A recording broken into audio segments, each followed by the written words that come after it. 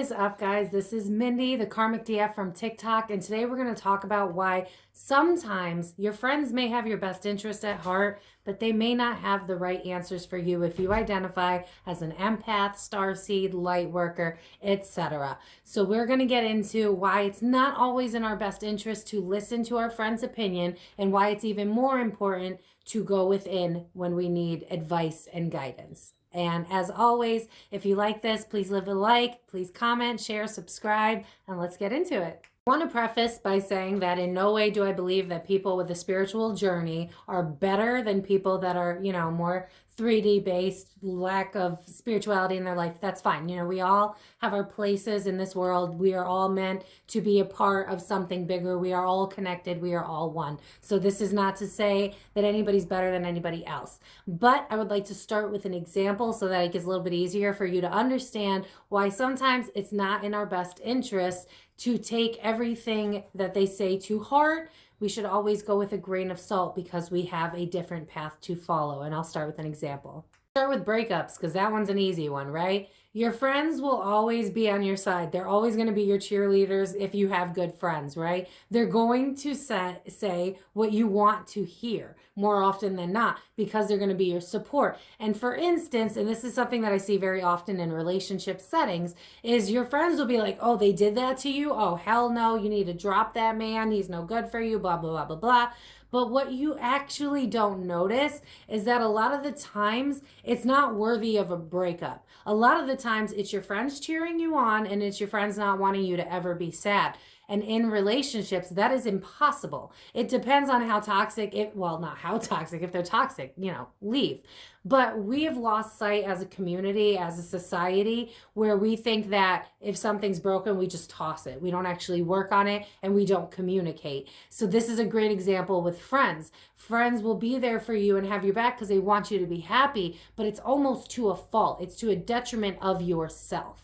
With the relationship example, say that your spouse didn't text you all day and you went to your friends because you're feeling insecure. I want you to focus on that. You are feeling insecure.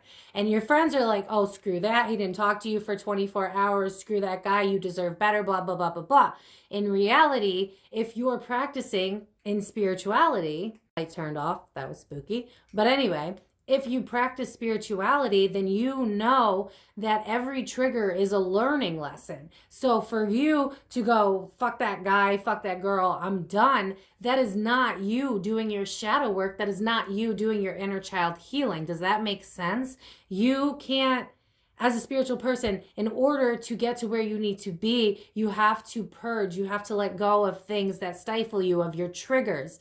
And if you have a spouse that doesn't talk to you for 24 hours, if this is something that's an issue, then definitely, again, you have to communicate, which is the point. Your friends don't always tell you to communicate. They tell you to drop the person, right? You need to learn to communicate better, and you need to learn what your triggers are and how you can heal them moving forward. Because in relationships, we tend to drag the past into our present. So if someone in our past hurt us, then the person that's in our present can tend to be a reflection of the past, but we also tend to make them kind of suffer for what people in the past did to us, and that's not healthy. So when we go to our friends and family and people that don't practice a spiritual lifestyle, they mean well, but what you need to do is not really fitting what advice they're giving you. Do you see what I'm saying? Vent to your friends time and time again, and you're wondering why you're not getting any relief, because honestly, venting feels good for like a moment, but in reality, it's being able to sit with yourself. It's being able to be alone and go, oh, this doesn't feel good. What is this teaching me about myself? What is it that I need to heal? What is it that I need to learn? Is this a relationship, like my prior example, that I need to leave? Or is this a relationship that I need to learn to communicate better in? Is this a relationship that I need to do better talking in order of communicating my needs and my desires? Do you know what I'm saying? We tend to take the people we love like as word of gospel, you know what I mean? Where they say something and it's like, well, you've known me my whole life. You mean the best for me. So I'm going to assume that what you have to say is good advice. But if you're a spiritual person, a lot of times it's not in your best interest to follow some of the things that they're saying. They could be coming from a place of an inner child wound. They could be coming from a place of not having done shadow work, and then you will perpetuate that inner child non-healing cycle that we are trying so hard to make the change to be better versions of ourselves. Here's another example, and I want to preface this by saying it is super important to have a therapist, especially if you're in a spiritual place or a spiritual awakening, because you definitely want 3D people around to help you ground, to help you make sure that you're not, because you're not crazy, but you're going to feel like you're going crazy in a spiritual awakening, and that's totally normal. But I have noticed with therapy as well, they want what's best for you as well. And what's best for you is not always healing. A lot of the times it's cutting people off. Like if somebody, let's say you have a parent, this is something I would not have said a year ago. So this is why I'm saying spirituality is very, very different from people that do not follow spiritual paths. I did a lot of research on toxic parents and stuff when I was going through my awakening, and I was realizing, the pattern of trauma and blah, blah, blah. I'm not going to get too far into that. And I learned that, therapists will be like, if you're not comfortable with your family member, you should cut them off. And to an extent, I kind of agree with that. If they don't respect your boundaries, if they don't love you, if they're completely narcissistic, if they're incapable of change, if all they do is bring you down, then 100% you should totally cut them off, right? But that, as a spiritual person, should be your last resort. Because as a spiritual person, and again, I want to preface this by saying I do not think we are better than other people. I am saying we have more work to do on ourselves that other people don't always hold themselves accountable to. So let's just make that very clear right now. But is it in your best interest to cut somebody off? No. Why? Because you haven't healed from that. If you're cutting somebody off, that is saying, I'm not healed from it, you hurt me, and I don't want you around, so I need you to go. But what you're not necessarily doing is the healing. And sometimes, of course, because therapists are good at what they do, they're going to teach you how to heal eventually with time and everything like that. But with spirituality, it's better to learn as you go what these triggers are that are hitting you. And instead of running from those triggers, facing them full force and realizing where it's coming from. Because we, again, live in this mindset where everything has to be perfect outside of us. And if it isn't, we think something's broken, either with us or with other people. And that makes us feel important, and that makes us feel like life makes sense, because we have to put like titles onto things, and we have to make things make sense. And, this, that, and the third, whatever. It is what it is. The point is, sometimes we just need to understand that we are among other people that are also dealing with child wounds, that are also dealing with shadow work that they're not working on. And it is in our best interest to use those as tools to learn about ourselves. That is the best way to do it. It's not to cut people off. It's not to toss them to the side. And more often than not, when you cut somebody off, that pain is still there. And then it comes and it haunts your mind from time to time. You're not actually doing the healing work. What you're doing is avoiding it by pushing off what hurts. Do you see what I'm saying? And that's how you come up with disease, which I brought up in a video before. This is why we have health issues. We don't actually deal with the pain that we're in. We avoid it. We push it away. We say we don't want to deal with that. We don't want to have the hard conversations. We don't want to be vulnerable. We don't want to open up. And then we wonder why we're not a happy society, and we're angry, and we're getting pissed off on the side of the road for no reason. It's because we're not doing the inner work. And it is our job as spiritual people to remember that we are strong, and we were put into the situations that we are meant to be following in this moment in time for a reason. And you are strong enough to be able to handle anything that comes at your way, whatever triggering it might be. Even if you might need time to walk away from that person, that situation, whatever, maybe you need some time. But take that time and heal. Notice what it is teaching you. Take every moment that's negative as a learning lesson about yourself, because the moment that you turn it inward is the moment that you can experience true, authentic change in yourself. One more kind of example before we get into like positive things, what we can do, obviously. Would you want to live their life? Would you want to live their life? Good question, right? If you are taking advice from somebody, what is their life like? Can they really offer you solid advice? When you're asking that person, and that's not to shit on other people. Again, this is not the point of the video, so please don't at me in the comments Everybody is equal. Everybody has a point and a place in this world. And we're not doing that here. All inclusive, whatever.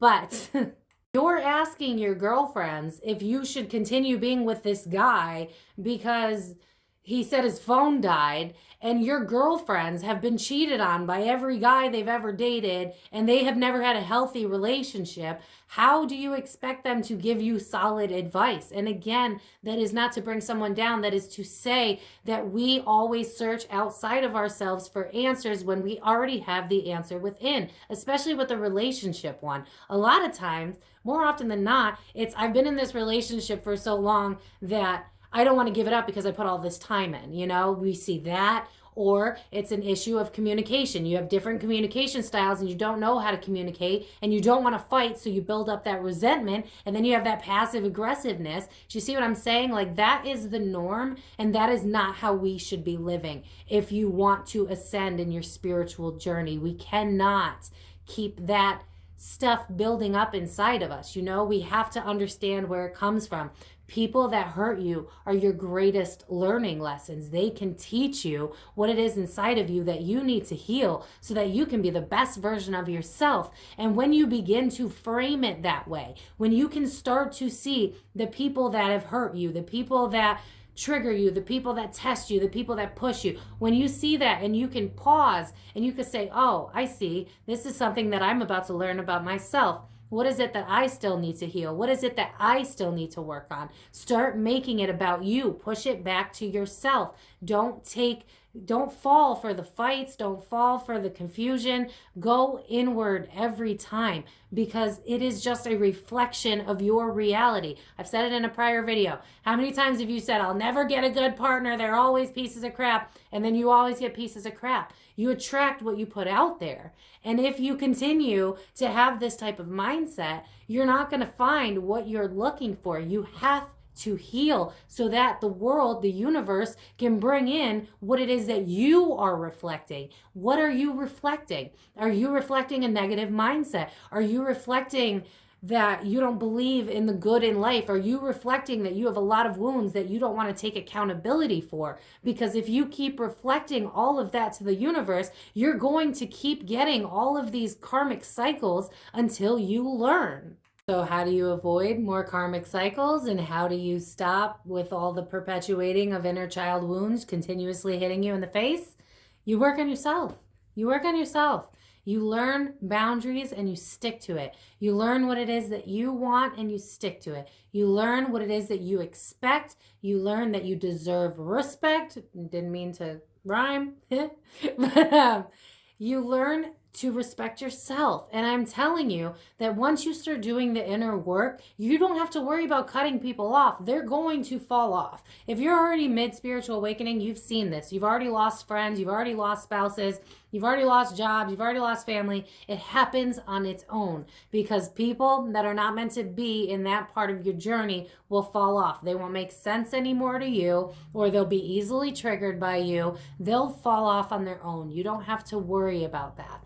But don't put your life in the hands of somebody that is not following a spiritual journey, because even though they mean well, because they love you and they care about you and they support you, they are not following what we need to be doing. They have a different mindset. They can cut people out and that's the end of it. We have to heal from the inside out. We have a journey that we are meant to take. You wouldn't be watching my video if you weren't one of the starseeds, honey. That's you, which means that you can do it. You can heal the trauma. You can heal from the past. You can believe in yourself. You can love the fuck out of yourself. And this is coming from someone who, like, less than, I don't know, 3 years ago, I hated myself. I did not love myself in the slightest. But when I started to do the work, when I started to stop taking things so personally, when I realized that I had to remove certain people from my life because they would never respect me in the way that I needed to be respected, and the ones that fell out when they realized that I wasn't going to put up with their shit, that's how my life started to get better, because I made me first. I made me a priority. And the people that truly love you unconditionally will never have an issue with you putting yourself first. They will never have an issue with you aiming for your best life and your best potential. They're not going to be mad at you. Relationships, healthy relationships. They're not going to be mad at you if you have goals in life that doesn't make sense to them. They are going to understand you.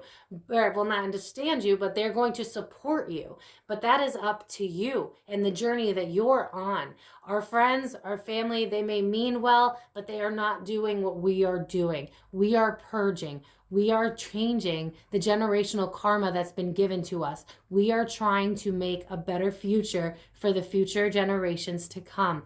That is our job. That is our responsibility as starseeds, as empaths, as light workers, and you are totally capable of doing it. But don't fall victim to people that have no business giving you advice and then you listening to it because you care about those people. You know, like sometimes even when you grow through your journey, you're still going to have 3D friends, and that's totally normal. But remember, is that advice that fits the life that I'm living? And if the answer is no, and be honest with yourself, then the true advice that you actually need to hear is I need to take a step back.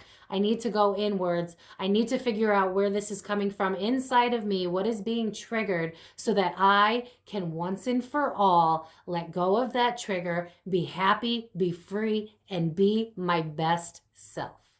That is it for this video. I hope that kind of gave you some clarity. Again, PSA, so no one asks me in the freaking video comments. I do not believe that 3D people are less than us. That's not the case at all. We are all here to be whoever the hell we're meant to be. You know, you got people that build buildings for a living. They're never going to be spiritual, and they create homes for other people. You know what I'm saying? Like, we all have a place in this world. We are all meant to connect. Like, oh great, now I'm getting a download. I'm seeing like a grid of like lights all across the world. And it's like, we are all meant to be here. Our vibration, our energy, and whatever it is we're meant to be doing, we are all part of a greater thing. And the only way I can figure out how to end this video is from the book Messages to a Starseed, where it's like, we are never meant to compete.